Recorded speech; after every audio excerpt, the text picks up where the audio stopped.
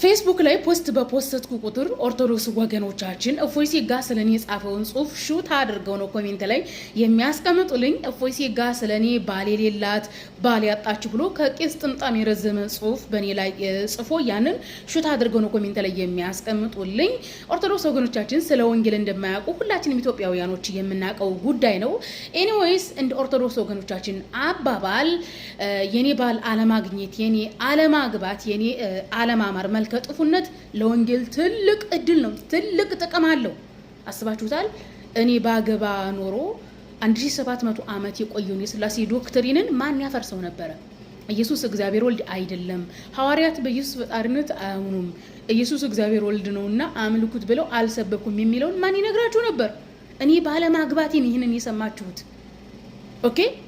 እንዲያውም የሥላሴ ዶክትሪን አማኞች በተለይ ፕሮቴስታንቶች እንዲያውም እኔን ቲክቶክ ላይ ያመጣኝ እኔን አፍ ለማዘጋት ምንድን ያለኝ ንጽጽር ላይ የሚሰሩት የእስልምና ስኮላሮች ሐዋርያት በኢየሱስ ፈጣሪነት አያምኑም ሲሉ አልሰማናቸውም፣ ዝም በይ ሰው ይስቅብሻል ነው ያለኝ። ኢየሱስ እግዚአብሔር ወልድ አይደለም እያሉ ሲሰብኩ አልሰማናቸውም። ስለዚህ ስኮላሮች ስላላለው አንቺ ዝም በይ ሰው እንዳይስቅብሽ ብሎ ነው ያስፈራራኝ። እኔ ማንም ስኮላር አይበል፣ እኔ ወንጌል ላይ አንብቤ ከደረስኩበትና ካረጋገጥኩት ሰዎች እንዲሰሙት ነው የሚያደርጉት። ሰምታችኋል፣ ደንግጣችኋል፣ አልቅሳችኋል። እንዴ አስባችሁታል? በኢትዮጵያ ኦርቶዶክስ ተዋህዶ ታሪክ ያኒ በሲኖዶስ ታሪክ፣ በፕሮቴስታንት ቤተክርስቲያን ታሪክ፣ በካቶሊክ ቤተክርስቲያን ታሪክ ኢየሱስ እግዚአብሔር ወልድ ይባል አይባል ወንጌል ላይ ይኑር አይኑር አያውቁም። ያን ይሄን ውርደት አስባችሁታል?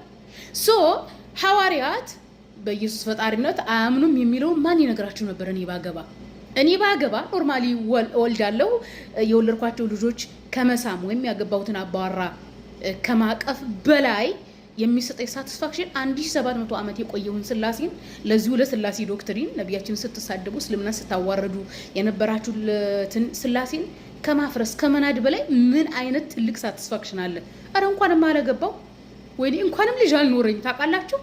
ያኔ ህያው ስራ ነው። እኔ ነገ ጧት የምሞት ሰው ነኝ። እምወልዳቸው ልጆችም ይሞታሉ። ነገር ግን የስላሴ ዶክትሪንን ማፍረስ፣ ስላሴ ዶክትሪኑ በዚህ ዓለም ላይ ህልውና እንዳይኖረው እንዳያንሰራራው ማድረግ ያኔ ህያው የሆነ ነገር ነው። እስከ ትንሳኤ ድረስ የሚቆይ ነገር ነው ይሄ። ታውቃላችሁ? እንደው ጌታዬ በስራዬ እየተመጻደቅኩኝ አይደለም፣ ይቅር ይበለኝ ጌታዬ። ለዚህ ስራዬ አላህ መልካምን ስራ እንትን ይበለኝ፣ ይወፍቀኝ። አላህ መልካም ስራዬን ይውደድልኝ።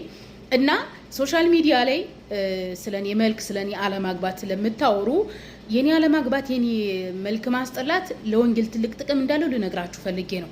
እና ፕሮግራም ያላህ ነው የሚባለው ነገር እንዳምን ያደረገኝ እኔ ንጽጽር ላይ የገባሁበትና ንጽጽር ላይ የሰራሁት ነገር ነው። አስባችሁታል? ከዛሬ 15 ምናምን ዓመት በፊት ካለገባሁ ብዬ የሆነ እንትን የጀመርኩትን ነገር እንደው ሳስበው አሁን እንዴት እንደዛ በማድረግ እንትን እላለሁ። እንኳንም አላገባሁኝ። ያኔ ለማግባት የሞከርኩት ሙከራ ተሳክቶ አግብቼ በነበረ አስባችሁታል? የሚቀረውን ነገር አስባችሁታል? በቃ ንጽጽሩ ዓለም ውስጥ ራሱ ኢየሱስ ፈጣሪ ነው አይደለም አምላክ ነኝ ብሏል አላለም እያሉ ከመናዘዝ ከመሟዘዝ ኖርማሊ ወንጌል ላይ ኢየሱስ እግዚአብሔር ወልድ ነው የሚል የለም። እግዚአብሔር ወልድ ነው የሚለው ነገር የፈጠሩት መነኮሳትና ቀሳውስት ናቸው። አስባችሁታል? ከዚህ በላይ የሚያስደስት ነገር አለ እንዴ?